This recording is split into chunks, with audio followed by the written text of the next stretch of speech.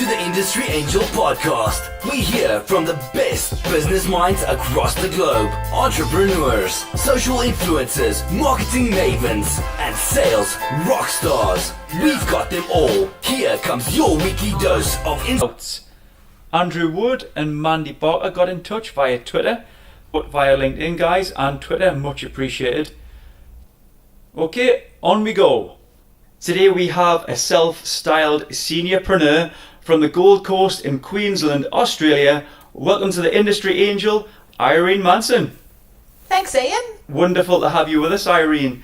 So, well, let's see what the weather's like, because I'm British. I love the weather. Okay, tell me all about what's happening over in Queensland.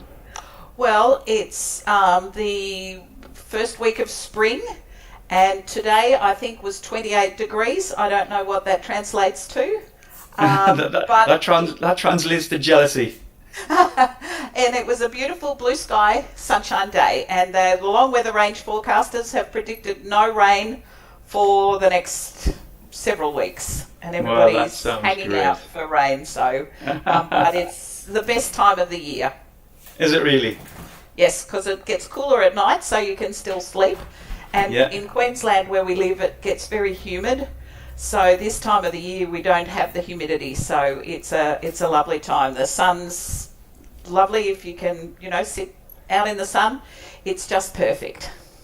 Well, we're getting to the end of summer, coming into autumn now, which is my favourite season actually, because you get to wear nice jackets and things that you've bought, and you never get a chance to wear them, and it's nice, fresh, and you can go for walks and things. So, well, it's interesting where we live in that it's very subtropical. So my son was born here, and it wasn't until he went to school in America that he discovered springtime and blossom trees, and then autumn with the autumn leaves. He had never seen that here, because here it's hot and humid and warm and sunny. So you don't get all the seasons, and it was quite an experience for him to. He rang me and he said, "Mum, you should see these beautiful the green, the new leaves when they come on the trees." Because he arrived when they were all bare, and it was a totally new experience for him as a 16-year-old. He was just in awe of all the spring flowers and daffodils and jonquils and things like that you guys probably all take for granted. We do indeed. We just don't get them. We just have palm trees and hibiscuses and bougainvillea and stuff like that. Well, actually, it's interesting you mentioned the States, because I think we'll get into that later on. But before we do, I think a nice little segue into the conversation. You sign off your emails with Peace of Mind Specialist, and I love that. And it kind of it's a nice little steer into the business. So if you don't mind, on this episode, what I'd like to do, before we get a background and who's Irene and what's going on, I'd love you to tell us about the product, so we can kind of picture it in our minds, and then we'll hear the journey. Is that okay? Fine. So let's dive straight in, Irene. Great. Basically, our company is called Care Calling Now, and we are a daily automated call service for our wellness check-in by phone for vulnerable people that live in our communities, because I'm sure you've all heard the horror stories, and I was so saddened by a story that I read in your one of your newspapers about a young woman who lived in a high-rise apartment. Somehow, I'm assuming it was council sort of living. She was a single mother. She was epileptic and had an autistic son. She had an epileptic fit, choked, swallowed her tongue and died. And the young boy who she had locked in because he couldn't, because she didn't want him to get out, he didn't know what to do. So he just curled up beside her. And with the way things are in our communities these days, and neighbours don't know what's happening with each other, nobody noticed. And I think it was, I can't remember the exact figure, but I think it was 5 or 6 weeks later they found them both dead in the apartment. And people said, "Well, didn't you smell it? Like, surely." And they said, "Oh, they just thought it was her Congolese cooking," which is, doesn't say a lot for Congolese cooking. But we just found that even in this age of so much communication, people are less and less connected. and you know, everybody lives pretty much with tunnel vision to a lot of extent. You know, we're all so busy with kids and one thing and another, and we just found there was a need for this. And what we do is we call the person. It's not a loneliness call, so there's no conversation and there's no engagement. As I said, it's an automated call, so it's just, "Hi Ian, this is your daily call from Care Calling Now. Please push any numbered key on the phone to acknowledge that you're okay. Please push the button now. Thank you. Your response has been received. Have a nice day." So it's really short, sharp, quick, and it's done. And a lot of people find, because it's not intrusive, they don't have to make conversation. They are happy to do it, and it sort of absolves some of your family members who are caught up with children and life in general from having to find the time. And it sounds really awful that sort of thing happens, to call your loved one that lives by themselves. And so by calling ourselves peace of mind specialists, we're giving peace of mind both for the person that's receiving the call, plus the person that is not making the call but now discovering that, or they've got the peace of mind of knowing that that person's okay without them having to call them every day. I love that. So God forbid, Irene, if the person who was being called couldn't make that call, what happens? How do you get alerted? Because you haven't pressed the button essentially and picked up. Yeah, so to have the response registered, they need to A, pick up the phone, and B, push the button. And we purposely made it any numbered key, so they're not under pressure to remember, oh, do I have to push 1 or do I have to push 2? I haven't got my glasses on, I can't see. So any numbered key. So we've tried to make it, you know, pretty simple. But if they don't answer it, then there's a second call made 15 minutes later. And if they don't answer that one, then there's a third call made another 15 minutes. So there's 3 attempts within half an hour. If none of those calls are answered, then at the time of registering, there's an opportunity to put down up to 2 alternate people, ideally a next door neighbour or someone that can either see your place or has a key or knows where the key's hidden, that they're prepared if we call them to say, look, we've been calling so-and-so, they haven't answered the phone, that they understand that they need to pop over and have a look. Sometimes it's a case they can look out the window and say, oh, their car's not there, obviously they've gone to the shops or the doctors or whatever and they've forgotten. And then if none of those calls are answered, then there's effectively a 6th call made to the person that was nominated at the time of registering, that we call the emergency contact. And that person has the option of getting a phone call or a text message plus an email to say, hey, all the numbers that you have given us have not responded. You need to do something as a matter of urgency. And that's basically where our service then finishes. There's a story here, isn't there? There's a story. So where did this come from, Irene? This is just it. You know, you said something there. In this age of communication, we are less and less connected, and I wrote that down, and I love that, and I totally get it. Is that something that you found personally, Irene, that you had a member of your family that you weren't connected to, or? No, it wasn't so much that. We moved up here, and my husband's mother remained down in Melbourne, which is about 1,000 miles away from where we are. And what happened was we decided we would buy her one of those medical alert necklaces, you know, that if you fall over, you push the button and help comes. And we thought, problem solved. We're good. We don't have to worry. She's taken care of. Unbeknownst to us, she flatly refused to wear it. She said it was too heavy around her neck. It was this, that and the other thing, and it lived pretty much permanently in the dresser drawer. So we didn't really know that this was happening until she had a fall, and a neighbour hadn't seen her around for a few days, and she'd been lying on the floor for 2 days.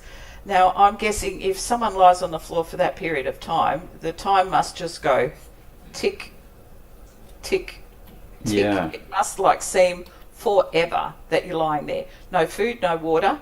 Luckily, she was she recovered reasonably well. She was perhaps one of the luckier ones. Not everybody does. And two days is pretty quick.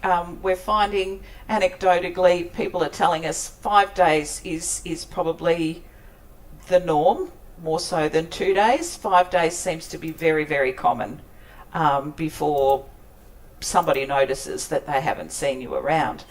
So we sort of, at that stage, there were no other options, and we sort of mulled over that for a while. And Ian's mum passed away; she's been gone quite a while, and we were doing other businesses, and we were busy with our own family, and paying mortgages and school fees and all that sort of stuff. And now that we've are older and have become coming towards the end of our business sort of life, working life, we thought, oh, hey, now this is something that we could do, and we felt that there was a gap in the market for this sort of thing, because they're not mutually exclusive. You don't have to necessarily have just the alert or our service, because there was a story here on the television on an ABC program where there was a gentleman that lived in a retirement home, and the retirement home provided him with one of the medical alerts, and he also had a mobile phone, and he wore it, unlike Ian's mother, he wore it every day. But when he went to bed at night, he took it off and he put it on the bedside table along with his watch and his phone and whatever else. And he went to bed. During the night, he gets up, and he was on a walking frame. He went to the bathroom. He's not going to pick up the phone or put the medical alert on to go to the toilet, because it's just right there. What could possibly happen? Murphy's Law. His walker caught on something. He fell over in the home, and he was there for 5 days. He said he could hear people outside, the gardeners pottering around in the garden or doing the rubbish bins or something. He tried to raise them, but they didn't hear him, because he said, they had the things in their ears listening to whatever, so they don't hear what goes on around them. He said he had a next door neighbour come and knock on the door, but she was a bit deaf, so she couldn't hear him. And it was only just that he had a cleaner that came in every 2 weeks, and the cleaner came in after he'd been lying there for 5 days. Luckily, it wasn't a 10-day gap or whatever, and found him. Now, I contacted the retirement home, and they said, oh, we provide, 24/7 monitoring and all that, service. But I said, it's all well and good. They've got to be able to let you know, though. If you can't reach the thing, then it doesn't matter how many people you've got there if they don't know. And a funny little side story with him was he was lying on the floor, and there was a bottle of whiskey up on the shelf, and he had one of those, those claw things attached to his walker, and he was trying to reach the bottle of whiskey, and he couldn't get it, because he said, well, if I'm going out in a blaze of glory. But and he ended up, I think at the time of the program, he'd been in hospital rehabilitating for about 9 months, so the cost to the taxpayer for that. Plus, he said his health was noticeably deteriorated, and also his confidence about living alone at home and independence took a bit of a beating too. So, if they'd have had our service, he would have been picked up the next day, because we would have rung him. He wouldn't have answered the phone because he couldn't reach the mobile, and he would have been found, and it would have been so much more better all round. So you and Ian, your husband, you had this idea. So how did you take it forward, Irene? What was what did that look like? What did that program look like from that kind of that idea? How did you take it to conception and right the way through? Well, we'd been in a business for the last 18 years, and we decided we sold up everything to focus on this, because I'm one of these that gets a bit distracted with bright, shiny things. I suffer from bright, shiny-itis. And so we thought if we had no other distractions, we didn't have any excuses. So that meant that we were totally committed to getting this launched and off the ground.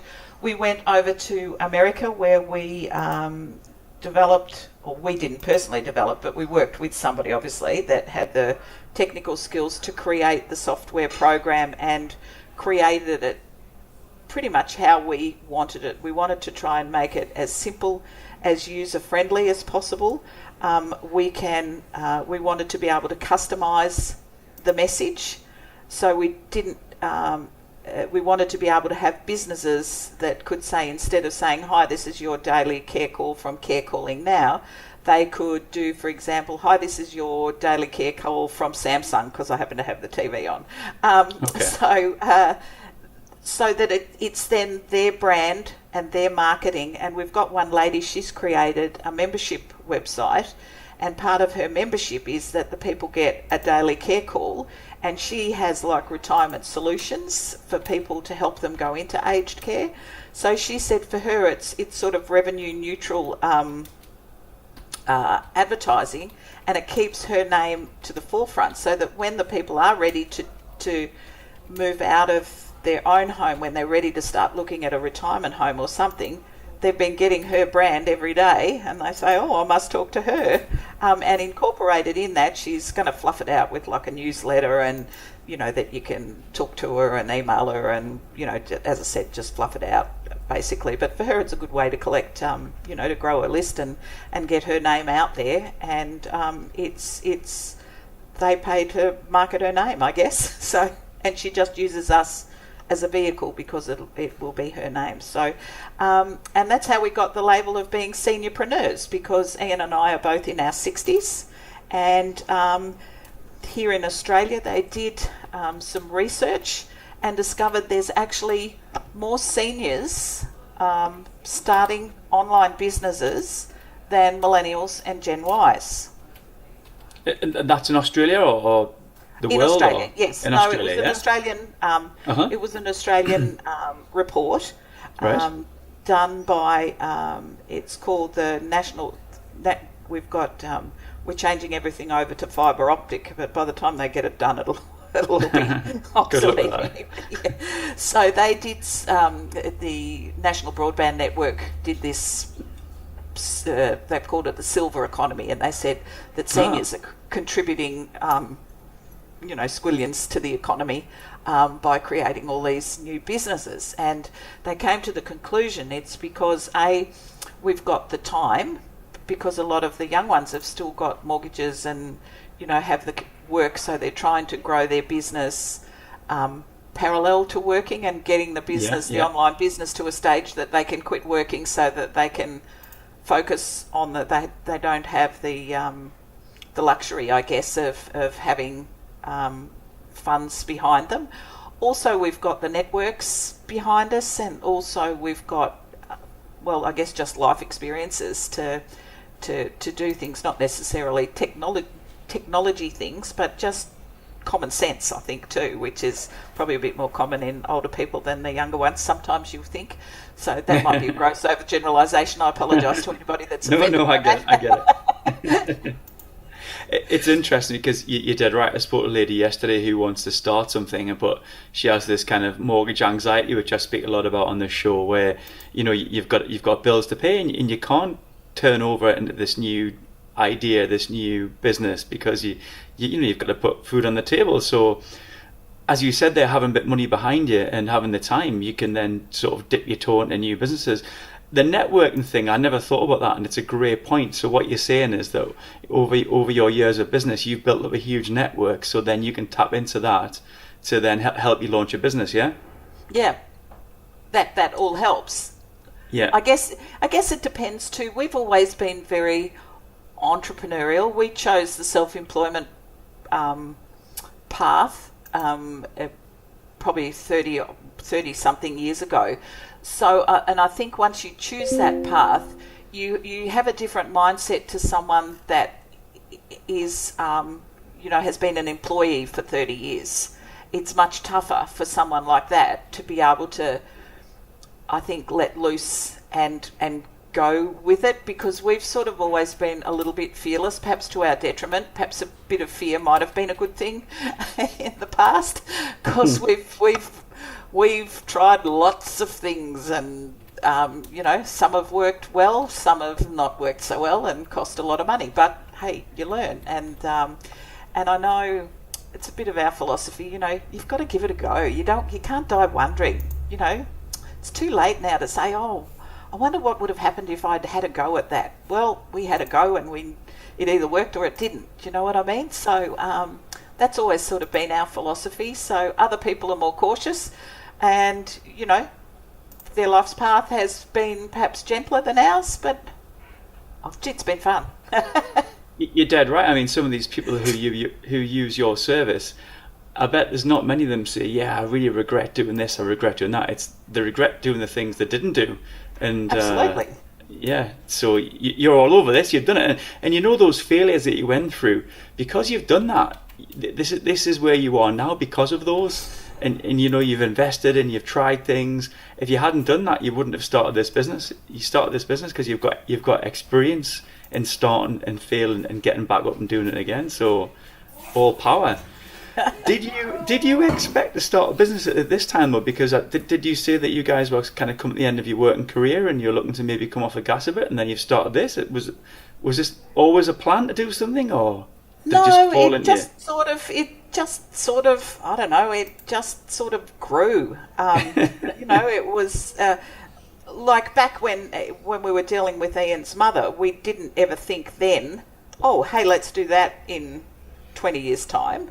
Do you know what I mean? It just was something that we knew someone that had done something similar in America and it had been successful, and then we related that to the experience that we'd had with Ian's mother, and we sort of thought, yeah, hey, there's nothing here, and certainly in Australia there's nothing like this. The Red Cross do a loneliness call that's with volunteers, and they will ring, they'll ring your mum and have a chat to her for 15 or 20 minutes, and but it can only be here in Australia. It's only there's only a 2-hour window. And it's generally in the morning. Now, not everybody wants that. We've got one lady, she lived in Chicago, and her mum lives in Chicago, and she moved and retired to Mexico. And she said her mum still works, so for her it wasn't a fall issue or a frailty sort of a vulnerability sort of issue. She just wanted to know that her mum got home safely from work every day. So her phone call is in every evening, whereas if you were with the Red Cross, you can only have it in the morning, which didn't really serve her needs. So with us, we can call any time of the day or night. But generally speaking, most people do it in the morning because night time is sort of the vulnerable time, like that gentleman in the retirement home that fell during the night when he went to the toilet, because that's probably when they're most vulnerable. So, not wanting to steal your thunder, but it's quite a simple idea, isn't it? Absolutely. That you just took forward. So, how did that look like starting the business? Did you have to have a lot of capital behind you? Did you need a lot of infrastructure, technology? Where did you? Well, it's low technology insofar as there's no special equipment for the person receiving the call. They just need a mobile phone or a landline. So we found for the market that we're targeting, for them, it's ideal because a lot of them are a bit technophobe. A lot of the kids say, oh, well, we can put cameras and there's carpets that'll detect if you fall and lasers but that age group, that age group don't want that. The kids do, and the kids might have it when they get to that age group, but the group of people that we're talking about, they're still of the mentality that they don't want to be a bother. They just want to keep stuff simple. They don't want to make a lot of fuss and a big song and dance about anything. So this, because it's so low tech and not intrusive, they're a lot more receptive to it. And going back to what you said, so really once we'd got the technology done, there's really not much else. We sort of advertise on Facebook and things like that. So it's not huge. It's not a huge overhead for you to run the business, no? No. Wow. So what we're saying is here then, you could be anywhere in the world, Irene, to run Absolutely. this business? At the moment, we have we've just created a couple of strategic partnerships with some people in Canada who are servicing, the age group that we're looking at in various different ways. We also Canada and Australia obviously is easy because we're here, Johnny, on the spot. So we've had quite a bit of media coverage, especially through that NBN report. We were a bit of a case study face of the seniors. So we got quite a bit of coverage on that media. So I was a bit of a media tart there for a couple of weeks. But we can go anywhere, but they're the sort of places that we've primarily targeted. The States because of the numbers, because there's millions of them there. So. Sure. So what does it look like now? What does the future look like? Are you going to try and build on this and bring new products or services, or is it? I was thinking you're going to say no. I'm going to look at an exit, and I'm like, no, you're on it now. You're growing and you're growing. Just this last week, we've really got a lot of positive feedback. We've been talking about medication reminders. So, hi Ian, have you taken your medicine this morning? And by the way, have you eaten your breakfast? No, to both of those actually. Thanks for the reminder. Yes. So a lot of people, it'll basically be the same flat platform, just a different message. So, and we were discovering that. How are you going to take that forward then? Will you have to do some partnerships with, medical associations, hospitals, GPs, or? Possibly. We went to an expo yesterday. The other area that we were thinking that we hadn't really explored too much was we've sort of primarily been looking at elderly people, but we've discovered it for some of the younger disabled kids actually that want to leave home. Mum's probably not prepared to let go. The kids are desperate to say, Mum, we can do this, but they don't want to talk to Mum every day and have Mum checking on them every day, but they would probably tolerate us as an independent third party, that they would accept that as a compromise to let Mum know that they're okay, but it doesn't actually physically involve Mum. Do you know what I'm sort of saying? Yeah, I do. And they can, perhaps try it and say, okay, well, we'll give this a try, and if it works, then it's a way for them to gain their independence and still have someone checking on them without it being in their face so much. Excellent. If you, I hope you don't mind us asking, but have you got a younger family yourself, Irene, that might kind of take up the reins of this? It sounds like this could take off for you and not become this, sort of low touch business. We've got children in their 30s, so they could potentially. We've got one that works. She works in a job, but our son is quite entrepreneurial, and I guess if it turns into a mega business, I'm sure he would be more than happy if we pay him and create the type of lifestyle he would like to grow accustomed to. I'm sure he'd be more than happy to take it over. Just because the reason I ask is it's time to kick back. But I think the message here on this episode is that there is no time. That you don't have to think, right, okay, I need to retire now. If you've got an idea, you're just going to go for it. Yeah. Yeah.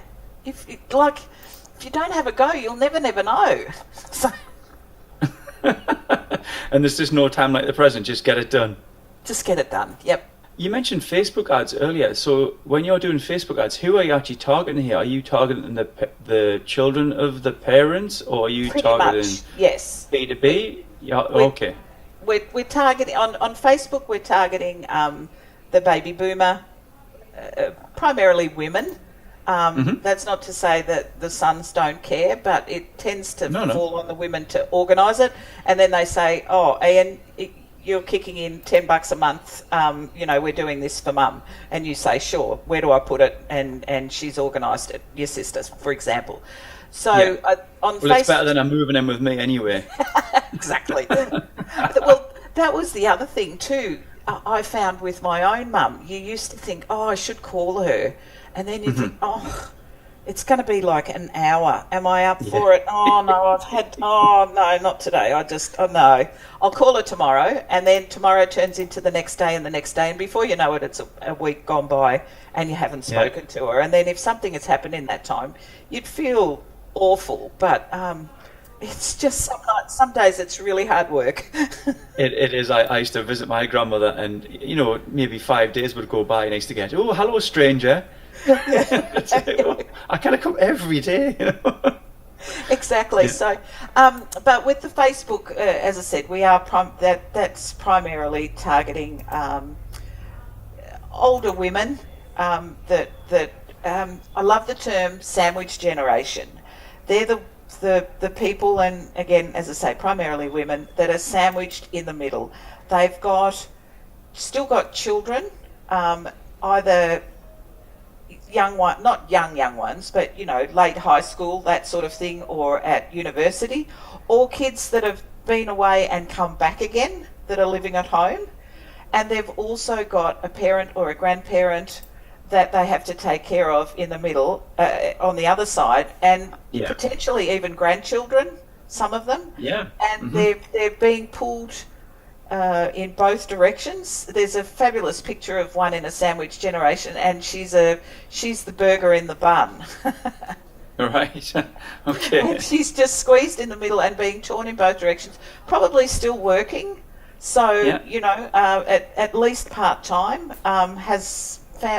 She's got her own household, and she's just being torn in all these different directions. And that's probably the woman that we're primarily targeting. That's just pretty frazzled, that even to find the time to call her mum, knowing she should, it can often be difficult. And the other thing is too, as you said, if you don't call them the beauty of our service is we call them at the same time every day. So it becomes part of the routine, and there's none of that, oh, hello, stranger. Like, you normally call me at 8 and today you're calling me at 7 o'clock at night. Like, what's happened the rest of the day? Why weren't you calling me? That sort of thing. So it takes that pressure off everybody, and hence the peace of mind again.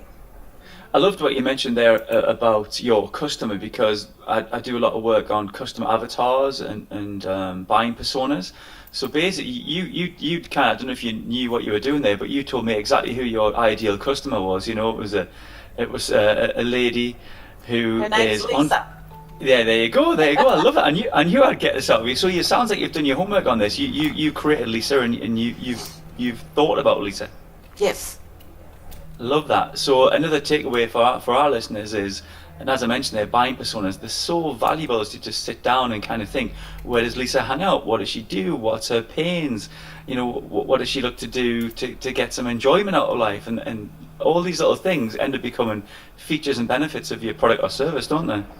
That's right. And we struggled a little bit with it, my husband particularly, because he sort of said, oh, that's not to say Lisa's is the only one, but she's probably the primary target. And whilst we said, she's in the probably 45 to 60 type age range. I know you're supposed to be more specific. We've chosen specifically 49, but on Facebook we're targeting a bit older, because I know I've got friends that are my age that have got parents that are still that have the need. But once they get past sort of 60, 65, then you're starting to get into the group that probably starts to need the help. And it's more difficult to get them because they don't need it. They're fine. I don't need that. I'm fine. And it's the kids that push it on them. It's for the kids' peace of mind, not so much for the person that gets the call. They'd sort of tolerate it for the kids. Your husband's right when you're talking about Lisa, because you quite often in business you have a number of buying personas. So an example might be a lady in her 40s who's going to buy a pair of jeans, and if you're trying to target her on Facebook with your new jeans that you've just brought out, it's probably best to target Snapchat. And you think, well, that lady's not going to be on Snapchat. Yeah, but her daughter is. So if you put a nice pair of cool jeans on that the mothers are wearing, and then that daughter goes shopping with her mum, and she says to her mother, "You're not wearing those awful mum jeans. I've seen these cool ones on Snapchat that everyone's wearing." And so it's influencing by different buying personas. Yeah, I hadn't thought about that. That's true too. So, but everybody said all the older people, our target market, they're all on Facebook. The kids aren't anymore because they all got off when their parents got on. You're dead right, and I think a lot of so my parents, who live half the year in India and they're retired, they're on Facebook to see what we're up to and to see pictures of my kids. Yep. In just to keep in touch and contact. So it's a kind of another little sort of link into what you do, because I know, or my mum kind of watches me from a distance. She knows what I'm up to. She doesn't need to call me every day. She can see me checking into all these places and being I'm okay. a bit frustrated because my children, they communicate now on Snapchat and Instagram, and I'm not going on that because I refuse to learn it. But we've had quite a lot of success. A lot of our strategic partnerships and that are actually coming from Twitter. So business to business wise, Twitter is working really well, more so than Facebook. Facebook's, for the person, like individuals, but Twitter seems to be better for business to business. So do you manage those platforms yourself, or do you outsource that? Ian does. Excellent. Yes, Brilliant. He gets up every morning and he posts on Twitter and does Facebook. I call him my IT department. I'm a bit. I fit into my target. I fit into my avatar in that I'm a bit of a technophobe. Right. Well, you mentioned something when we're being described. Was it something silver? Something you used the term, and when we're talking about seniorpreneurs, I think the article that you would be mentioning is called the silver economy. Silver economy. I love that. So, thinking about takeaways and thinking about listeners, the silver economy. I would love to see some studies on the UK and the US in terms of how that silver economy looks. But it's very interesting, and I'm really pleased to have you on the show today, Irene, to show that there is a silver economy there. And when people think they might retire at 60, who wants to retire? It's overrated, eh? Absolutely. And what we're aiming for is, and I'm sure your listeners have heard it, is the laptop lifestyle. You want to create a business, and that's why we were so adamant we wanted to automate it and not get caught up with volunteers and call centres and live conversations and things like that. And that's not to say that down the track we might not do that, but that's why we wanted to automate as much as we could so that it wasn't reliant on us, making the calls or having to react to things. You've still got to oversee it, of course, but it's not always about some people have to have their finger on every little aspect and can't let go. I think for this laptop lifestyle, you have to have a degree of arm's length. If you're like, neither Ian or I are control freaks. I think control freaks would probably freak out with this because they couldn't let go.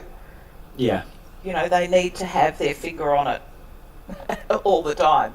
And luckily we're not that way inclined. I think what we're seeing quite often now is people looking for passive incomes and in these laptop lifestyles, but there is a number of touch points you need to do, but just not as many as a kind of a more full-on role. So all power to you, Irene. Thanks for coming on. I really enjoyed it. And listen, can I add one last thing? I was going to just ask you, I want you to leave me with something. Leave us with something. Oh, okay. This isn't that, but I was just looking at the okay. The silver economy thing. Mm-hmm. They're saying that the senior Australians are contributing. They're expecting $11.9 billion contribution to Australia's gross domestic product every year. Wowzers. Loving that. And they're calling it e-tirement. Oh, get in. I'm writing that down. I'm going to use that forever. I'm loving it. So, leaving you with it. I want, where can we find you? Where can we tweet you? Where can we find Ian on Twitter and say, I loved Irene. She was awesome today. Where can we find you? Well, now you're asking me a lot. Our website is carecallingnow.com. Okay. Yeah.